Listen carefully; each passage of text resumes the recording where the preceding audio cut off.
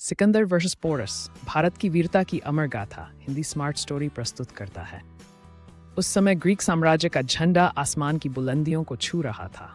छोटे राज्यों की हिम्मत नहीं थी कि यूनान की तरफ देख भी सकें।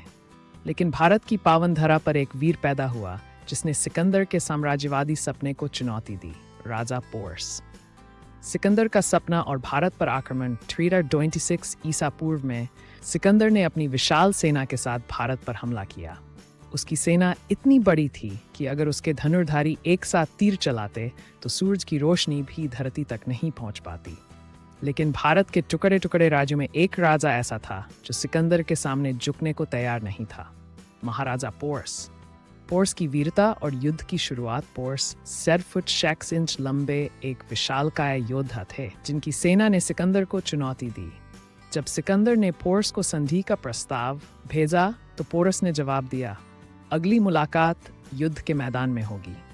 झेलम नदी का युद्ध, धोखेबाजी वर्सेस वीरता। सिकंदर ने चालाकी से अपनी सेना को झेलम नदी पार करवाई जबकि पोरस की सेना को भ्रमित किया। रात के अंधेरे में सिकंदर ने अचानक हमला कर दिया, लेकिन पोरस के सैनिकों ने हार नहीं मानी और जवाबी हमला किया। हाथियों का कहर और सिकंदर की मुश्किल। पोरस ने अति विशाल युद्ध हाथियों की सेना छोड़ी जिसने सिकंदर की सेना को रौंद डाला। सिकंदर खुद अपने घोड़े से गिर गया और मौत के मुंह में जाते जाते बचा। बारिश ने बदल दिया खेल। तभी अचानक भारी बारिश शुरू हो गई। पोरस के रथ और हाथी कीचड़ में फंस गए। सिकंदर ने इस मौके का फायदा उठाया और पलटवार किया। युद्ध का अंत, संधि या सिकंदर की हार?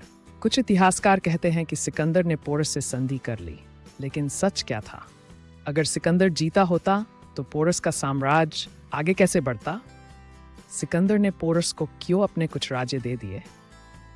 सच तो यह है कि सिकंदर पोरस की वीरता के आगे झुक गया। अगले भाग का इंतजार। लेकिन सिकंदर की मुसीबतें खत्म नहीं हुई थीं। अब उसका सामना होने वाला था चाणक्य से, जिसकी रणनीति के आगे सिकंदर की सारी चालाकियां धरी की धरी रह जाएंगी। तो जुड़े रहिए हिंदी स्मार्ट स्टोरी के साथ। अगर आपने अभी तक चैनल सब्सक्राइब नहीं किया है तो अभी करें और बेल आइकॉन दबाकर नोटिफिकेशन ऑन करें। धन्यवाद।